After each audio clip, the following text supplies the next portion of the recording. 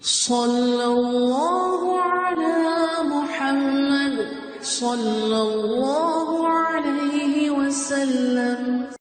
اعوذ باللہ السمیع العلیم من الشیطان الرجیم، بسم اللہ الرحمن الرحیم، والصلاۃ والسلام علی رسولہ الکریم۔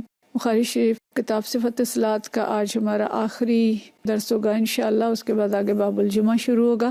آج اس میں جو حدیث ہم پڑھیں گے، اس پہ جو پہلا باب آج ہم پڑھیں گے، اس کا عنوان ہے صلاۃ النساء خلف الرجال، عورتوں کی نماز مردوں کے پیچھے ہونے کا بیان، یعنی عورتوں کی صفیں جو ہیں وہ مردوں کے پیچھے ہوں گی۔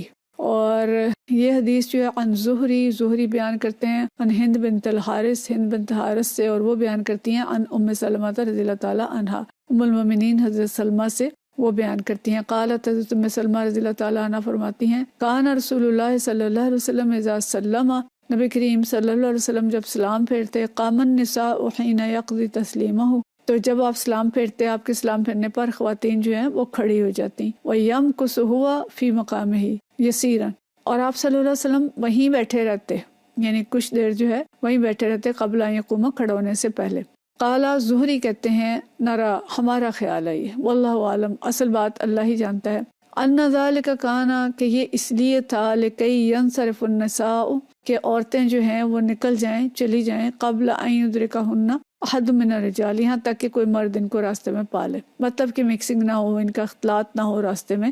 تو اس لیے نبی کریم صلی اللہ علیہ وسلم سلام پھیرنے کے بعد تھوڑی دیر کے لیے بیٹھے رہتے تاکہ عورتیں جو ہیں وہ نکل جائیں۔ اب یہ حدیث ویسے ہم پیچھے پڑھ چکے ہیں، لیکن یہاں اس لیے لائے کہ عورتیں پہلے اسی صورت میں اٹھ سکتی ہیں اگر ان کی صفیں پیچھے ہوں، اگر ان کی صفیں آگے ہوتی ہیں تو پھر مرد پہلے نکلتے اور پھر عورتیں نکلتی۔ تو یہاں سے استدلال انہوں نے یہ کیا کہ عورتوں کی صفیں پیچھے تھیں۔ ویسے اس کے بارے میں ہم پیچھے بھی ایک حدیث پڑھ چکے ہیں، اگلی حدیث بھی پڑھ لیں، پہلے جو ہم نے پڑھی تھی اس کا ایک حصہ، پھر ہم اس کی بات کرتے ہیں۔ اگلی حدیث ہے 833، اور یہ حدیث حضرت انس بن مالک رضی اللہ تعالیٰ عنہ سے روایت ہے۔ انس بن مالک رضی اللہ تعالیٰ عنہ قال، فرماتے ہیں، صلی النبی صلی اللہ علیہ وسلم فی بیت ام سلیم، کہ آپ صلی اللہ علیہ وسلم نے ام سلیم کے گھر میں نماز پڑھی۔ یہ ہم نے پیچھے حدیث پڑھی ہے نا کہ ام سلیم نے کہا تھا کہ آپ میرے گھر آئیں، دعوت کی تھی، اور دعوت کے بعد پھر آپ صلی اللہ علیہ وسلم نے فرمایا تھا کہ لاؤ چٹائی لاؤ، میں نماز پڑھاؤں، تو آپ صلی اللہ علیہ وسلم نے انہیں نماز پڑھائی تھی۔ تو حضرت انس فرماتے ہیں کہ صلی النبی صلی اللہ علیہ وسلم فی بیت ام سلیم، کہ ام سلیم کے گھر میں آپ صلی اللہ علیہ وسلم نے نماز پڑھی، فقمت،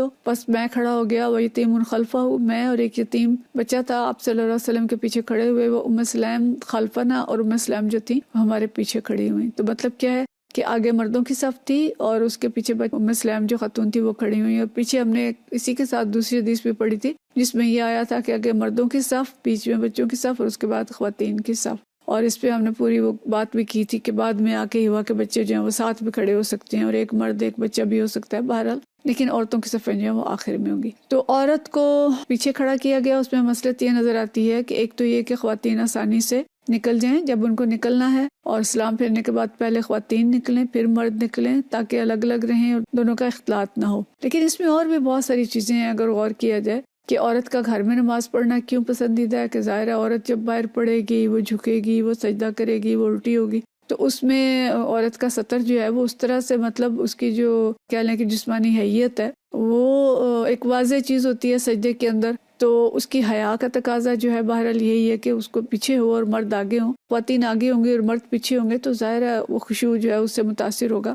تو خشوع کے لیے نماز کا جو اصل یعنی مقصود ہے وہ خشوع و خضوع ہے، مطلوب نماز کے اندر خشوع ہے۔ تو خواتین آگے ہوں گی تو مردوں کا خشوع جو ہے وہ قائم رہنا مشکل ہے۔ خواتین کے جذبات اس طرح سے نہیں ہوتے جیسے کہ مردوں کے ہوتے ہیں۔ خواتین کے اندر اللہ تعالیٰ نے ایک ٹھہراؤ صنفی لحاظ سے رکھا ہے، لیکن مرد کو اللہ تعالیٰ نے زیادہ جوش و خروش جو ہے، صنفی جوش و خروش جو ہے وہ زیادہ دی ہے۔ تو اس لیے اگر عورتیں آگے اور مرد پیچھے ہوتے تو مردوں کا خشوع جو تھا وہ قائم رہنا مشکل تھا، واللہ عالم۔ مطلب ہمیں ایک مصلحت جو ہے وہ یہ لگتی ہے۔ تو حیادار عورت جو ہے وہ ویسے بھی ظاہر ہے یہ چاہتی ہے کہ وہ حیا کے اندر رہے اور اس کو زیادہ مرد نہ دیکھیں، تو اس کے لیے آسانی اسی میں ہے کہ وہ پیچھے ہو اور مرد جو ہیں وہ آگے ہوں۔ تو اصل مقصود جو ہے وہ خشوع و خضوع ہے اور شہوت سے بچنا ہے، اور خشوع ساتھ کھڑے ہونے پہ متاثر ہوتا ہے، اس لیے عورتوں کی صفیں مردوں کی صفوں کے ساتھ نہیں ہوتی۔ مرد اور خواتین چاہے وہ ماں اور بیٹا ہوں، چاہے وہ بہن بھائی ہوں، چاہے وہ میاں اور بیوی ہوں، وہ ایک صف میں نماز نہیں پڑھ سکتے، عورت کو پیچھے ہی کھڑا ہونا ہوگا۔ تو اس میں بہت ساری مصلحتیں ہیں جو اللہ تعالیٰ نے رکھی ہیں اور اس کا جو قاعدہ بنایا اس میں سراسر خواتین کے لیے اور مردوں کے لیے بھلائی ہی بھلائی ہے. اب اگر اس کو مستشرقین اور وہ جن کے دلوں میں ٹیڑھ ہے وہ ٹیڑھی چیزیں دیکھتے ہیں، اس کے لیے ایک ٹیڑھ کا وہ نقطہ بنا لیں کہ لو جی عورت کو ڈیگریڈ کیا، اس کو کم عزت دی تو اس کو پیچھے کر دیا. لیکن یہ ڈیگریڈ کرنا نہیں ہے، بلکہ اس کو عزت دینا ہی ہے کہ اس کو وہ مقام دیا جو اس کے لیے زیادہ پسندیدہ ہے، کہ وہ دوسرے اس کو دیکھے بھی نہ اور خوشی و خضوع سے وہ نماز ادا کرے، اور کرنے کے بعد وہ آسانی سے باہر نکل جائے، چلی جائے نماز ختم کر کے. تو لہٰذا اس میں کوئی ایسی بات نہیں ہے کہ جس سے عورت کی عزت کم ہوتی ہو، بلکہ عزت افزائی ہے، اور اللہ اور رسول کے ہر حکم کے اندر خیر اور بہتری موجود ہوتی ہے. اور میرا خیال ہے ہم سب خواتین اس کو بہت اچھی طرح سے سمجھ سکتی ہیں کہ ہم کسی مسجد میں بھی نماز پڑھنے جائیں تو ہم کسی کونے کی تلاش میں ہوتے ہیں کہ کسی کونے میں جا کے پڑھیں کہ جہاں نہ زیادہ مردوں کا آنا جانا نہ ہو اور آرام سے ہم پڑھ سکیں. تو لہٰذا یہ جو روڈ اٹھتے ہیں نا ان لوگوں کو جن کا خود دین سے کوئی اتنا تعلق نہیں ہے، صرف اعتراضات پہ بیٹھے ہوتے ہیں، انہیں کبھی کبھی ان خواتین سے پوچھ لینا چاہیے جو دیندار ہیں ان کی اپنی پسند کیا ہے. تو اپنی پسند دیندار خواتین کی یہی ہوتی ہے کہ ان کے ستر حیا اور پردے کی حفاظت ہو اور وہ ایک سائڈ پہ ہو کے اچھی طرح خوشی و خضوع سے نماز پڑھ سکیں. لہٰذا ہمیں پیچھے کھڑے ہونے میں کوئی اعتراض نہیں ہے، ہمیں پیچھے کھڑے ہونے میں زیادہ عزت اور زیادہ بہتری محسوس ہوتی ہے اور زیادہ تسلی اور اطمینان سے ہم نماز پڑھ سکتے ہیں. تو وہ جو ہمارے ایسے ہے نا حقوق کے لیے نعرے لگانے والے جو خود کبھی مسجد آئے نہیں ہیں، انہیں ان کے پیٹ میں روڑ اٹھنے کی ضرورت نہیں ہے. تو اس پہ ہم اللہ کی رضا پہ راضی اور خوش ہیں الحمدللہ. اگلا باب ہے باب سرعت انصراف النساء من الصبح وقلت مقامہن فی المسجد. عورتوں کے صبح کی نماز پڑھ کر جلدی واپس آنے اور مسجد میں کم ٹھہرنے کا بیان. یعنی مسجد میں فجر کی نماز سے فارغ ہو کے عورتیں جلدی سے واپس چلی جائیں اور انہیں ذکر وغیرہ کے لیے مسجد میں نہیں ٹھہرنا چاہیے. جیسے مردوں کا ہم نے پیچھے پڑھا تھا کہ پسندیدہ یہ ہے کہ نماز کے بعد بھی بیٹھے رہیں، اگلی نماز کا انتظار کریں، وہاں بیٹھ کے ذکر کرتے رہیں، نماز پڑھتے رہیں. تو عورت کے لیے یہ ہے کہ تھوڑی مسجد میں ٹھہرے، قلیل ہونا چاہیے اس کا قیام، طویل نہیں ہونا چاہیے. حدیث ہے 834 اور یہ حدیث بھی عائشہ رضی اللہ تعالیٰ عنہ سے، وہی حدیث ہے جو ہم پیچھے پڑھ چکے ہیں تھوڑے سے الفاظ کے فرق کے ساتھ.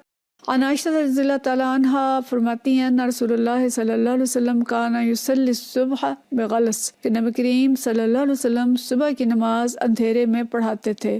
فَيَنْصَرِفْنَ نِسَاءُ الْمُؤْمِنِينَ لَا يُعْرَفْنَ مِنَ الْغَلَسِ، تو عورتیں واپس چلی جاتی تھیں، اندھیرے میں پہچانے نہیں جاتی تھیں. اور لَا يَعْرِفُ بَعْضُهُنَّ بَعْضًا، یا وہ ایک دوسرے کو یعنی ایک نگاہ پڑتی تھی تو ایک دوسرے کو وہ پہچان نہیں پاتی تھی. تو دونوں میں سے جو بھی بات ہے مطلب یہ ہے کہ عورتیں جلدی سے نکل جاتی تھیں، زیادہ دیر مسجد میں بیٹھتی نہیں تھی. مقصد کیا تھا کہ عورتیں زیادہ دیر نہ بیٹھیں، مرد زیادہ دیر بیٹھے رہیں. اور دیکھیں کتنی اہم بات ہے کہ اگر عورتوں کا مسجد میں زیادہ دیر بیٹھنا پسندیدہ نہیں تو ان کا بازاروں میں پھرنا اور مخلوط جگہوں پہ بیٹھنا اور رہنا وہ کتنا پسندیدہ ہوگا. حالانکہ مسجد وہ پاکیزہ ترین جگہ ہے جہاں نیک لوگ ہی جمع ہوتے ہیں. تو اللہ تعالیٰ کا جو منشا ہے، جو ہمیں کہا گیا سورۃ الاحزاب کے اندر وقرن فی بیوتکن، کہ اپنے گھروں کے اندر ٹک کے رہو، ولا تبرجن تبرج الجاہلیت الاولی، اور زمانہ جاہلیت کی سج دھج نہ دکھاتی پھرو. تو پسندیدہ یہ ہے کہ عورت گھر کے اندر رہے، یہی پسندیدہ ہے. اور اگر مسجد میں جانا ہے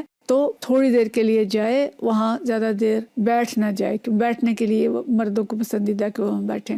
پھر اگلی حدیث ہے، اگلا باب ہے باب استئذان المرأۃ زوجہا بخروج الی المسجد، مسجد کی طرف جانے کے لیے عورت کا اپنے خاوند سے اجازت طلب کرنا. یہ بھی ہم پیچھے پڑھ چکے ہیں، اس کا حوالہ ہم پڑھ چکے ہیں. حدیث ہے 835 اور یہ حضرت سالم بن عبداللہ رضی اللہ تعالیٰ عنہ سے ہے. عن سالم بن عبداللہ نبی ہے، سالم بن عبداللہ اپنے والد حضرت عبداللہ بن عمر رضی اللہ تعالیٰ عنہ سے روایت کرتے ہیں. ان النبی صلی اللہ علیہ وسلم اذا استأذنت امرأة احدکم فلا یمنعها، نبی کریم صلی اللہ علیہ وسلم نے فرمایا اذا استأذنت امرأة، اگر کوئی عورت تمہاری بیوی تم سے مسجد جانے کی اجازت طلب کرے، فلا یمنعها، اس کو منع نہ کرو، اس کو نہ روکو. اس میں پیچھے ہم واقعہ پڑھ چکے ہیں، حضرت سالم بن عبداللہ نے اپنی بیوی کو منع کیا کہ مسجد نہ جاؤ. تو عبداللہ بن عمر رضی اللہ تعالیٰ عنہ نے یہ فرمایا کہ نبی کریم صلی اللہ علیہ وسلم کا یہ فرمان ہے کہ منع نہ کرو. تو انہوں نے کہا نہیں میں تو منع کروں گا. تو اس پہ اتنے ناراض ہوئے تھے کہ بعض جگہ پہ یہ آتا ہے کہ پھر ان سے ساری زندگی کلام نہیں کیا تھا.